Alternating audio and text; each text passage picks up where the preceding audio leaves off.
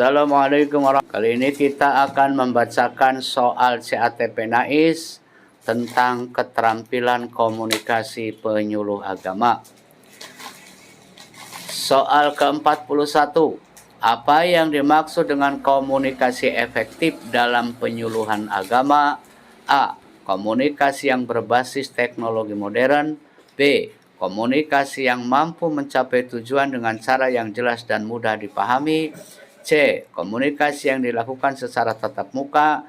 D. Komunikasi yang melibatkan penggunaan banyak media.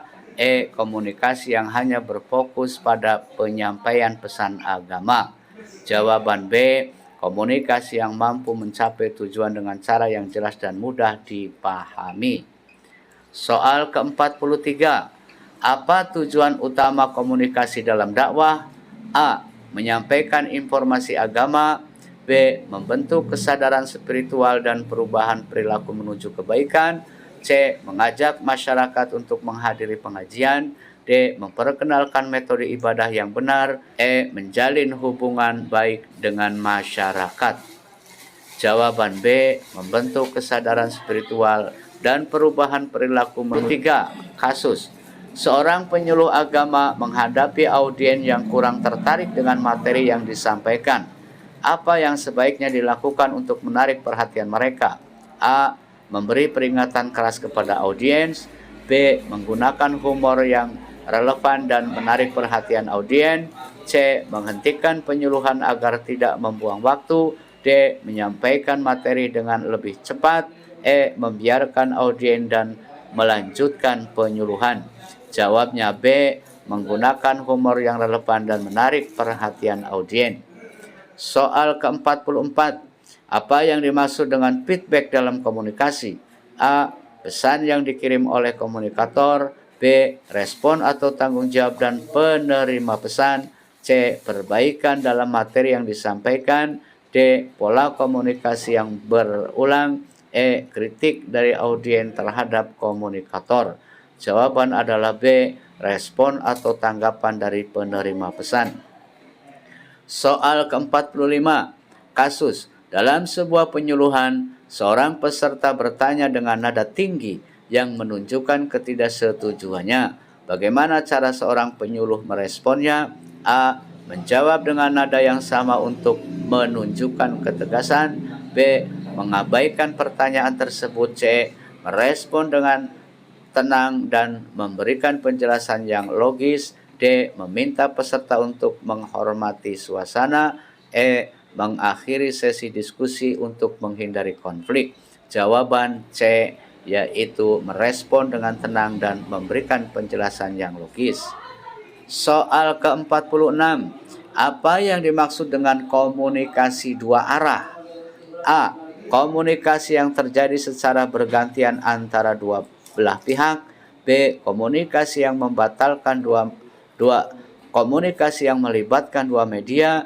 C. Komunikasi yang terjadi melalui telepon. D. Komunikasi yang terjadi antara dua individu saja. E. Komunikasi yang menggunakan dua metode penyampaian. Jawaban A. Komunikasi yang terjadi secara bergantian antara dua pihak. Soal ke-47. Kasus. Seorang penyuluh agama menggunakan istilah-istilah Arab yang sulit dipahami audiens dalam penyampaiannya. Apa langkah yang tepat untuk memperbaiki hal ini? A. Tetap menggunakan istilah tersebut karena penting dalam agama. B. Menyediakan terjemahan dan penjelasan sederhana atas istilah tersebut. C. Menghindari penggunaan istilah sama sekali. D. Menyampaikan materi dalam bahasa lokal saja. E. Meminta audiens untuk mencari sendiri artinya. Jawaban B. Menyediakan terjemahan dan penjelasan sederhana atas istilah tersebut. Soal ke-48. Apa saja unsur-unsur komunikasi? A. Komunikator, pesan, media, penerima, feedback. B. Komunikator, media, hasil, tujuan.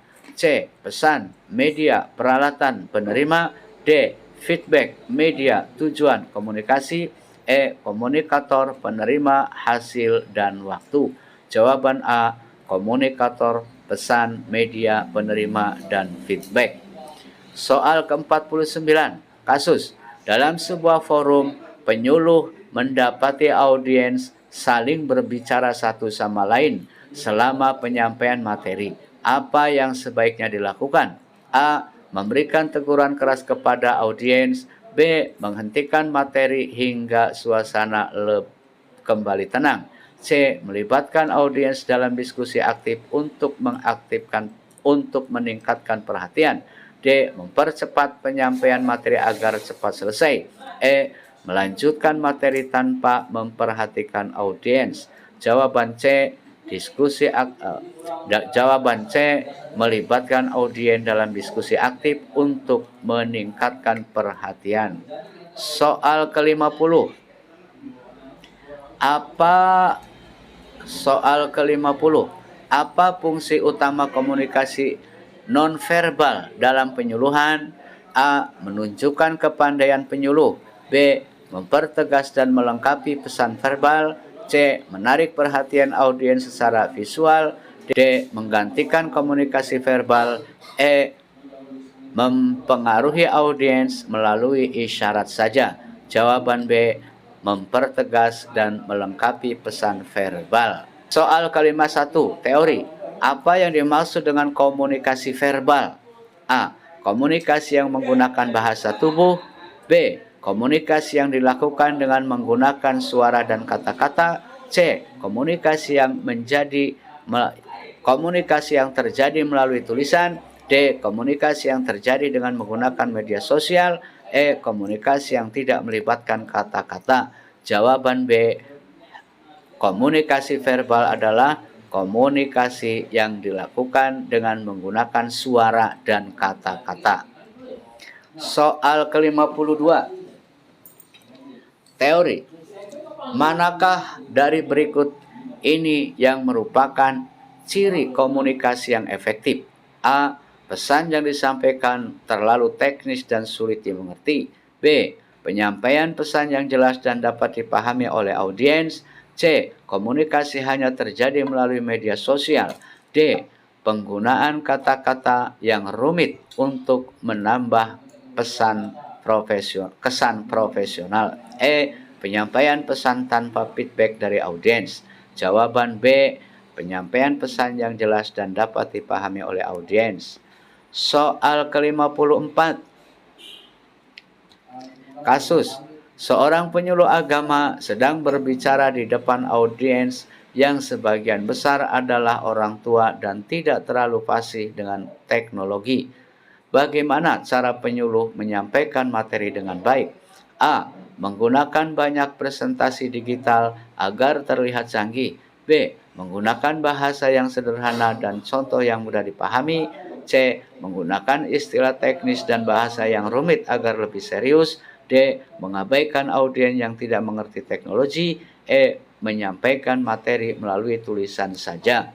Jawaban B. Menggunakan bahasa yang sederhana dan contoh yang mudah dipahami. Soal ke-55.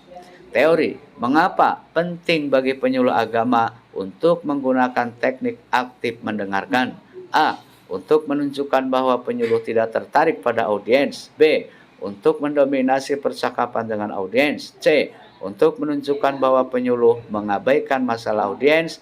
D. Untuk memastikan bahwa audiens merasa dihargai dan pesan tersampaikan dengan baik. E. Untuk menghindari pertanyaan dari audiens. Soal ke-56. Kasus. Seorang penyuluh agama mengalami kesulitan dalam menjelaskan suatu konsep yang abstrak seperti takdir kepada audiens yang belum memahami konsep tersebut. Apa yang harus dilakukan? A. Memberikan penjelasan yang lebih panjang dan rumit. B. Memberikan contoh konkret yang mudah dipahami. C. Menghindari membahas topik tersebut. D. Menggunakan banyak istilah asing agar terlihat lebih berwibawa. E. Menyampaikan penjelasan tanpa meminta umpan balik dari audiens. Jawaban B. Memberikan contoh konkret yang mudah dipahami. Soal ke-57, teori. Apa yang dimaksud dengan komunikasi persuasif dalam konteks penyuluh agama? A. mengajak orang untuk bergabung dalam organisasi, menyampaikan informasi tanpa mencoba mempengaruhi orang lain. C. Memberikan alasan atau argumen yang dapat mengubah pandangan atau sikap audiens. D. Memberikan ceramah yang panjang dan mempengaruhi audiens secara paksa. E. Mengajak orang untuk berdiskusi tentang agama tanpa ada tujuan tertentu.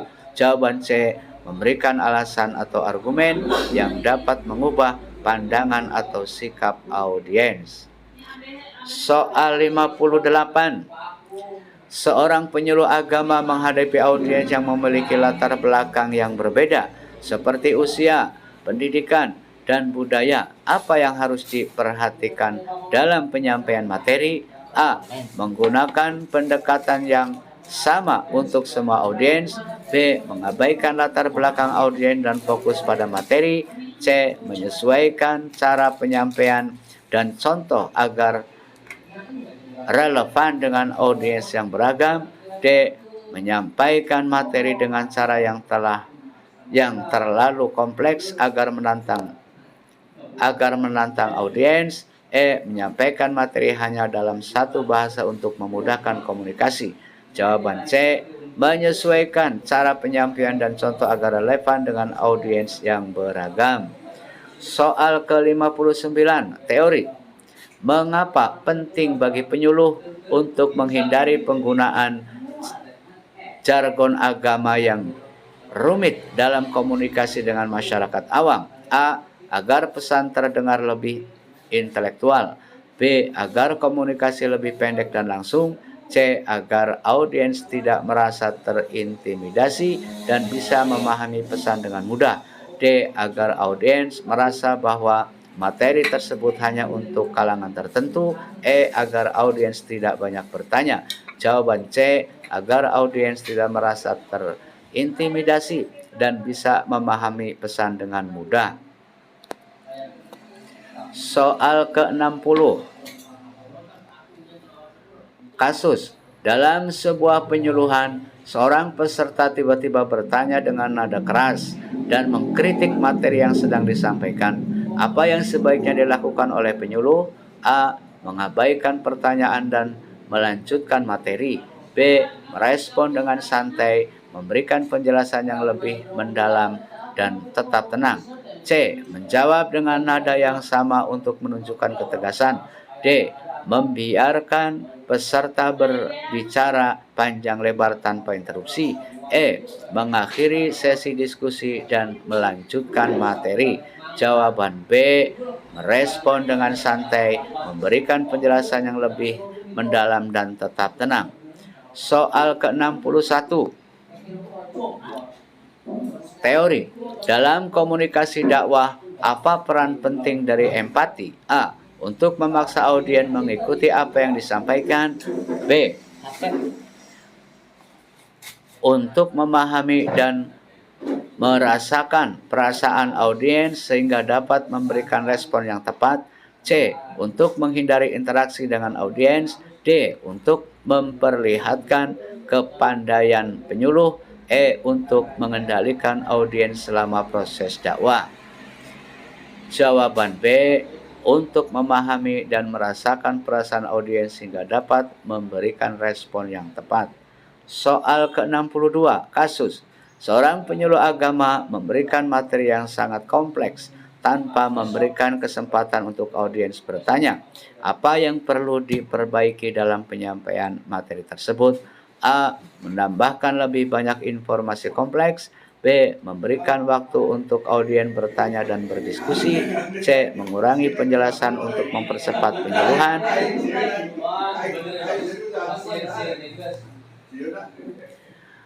D. Mengabaikan pertanyaan dan audiens untuk fokus pada materi. E. Meminta audiens untuk mengerti tanpa perlu bertanya. Jawaban B.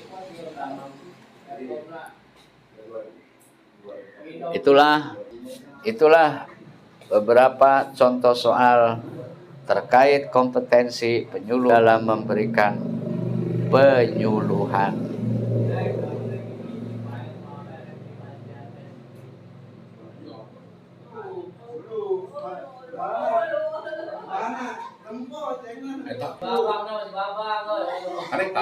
Rekaman. Rekam.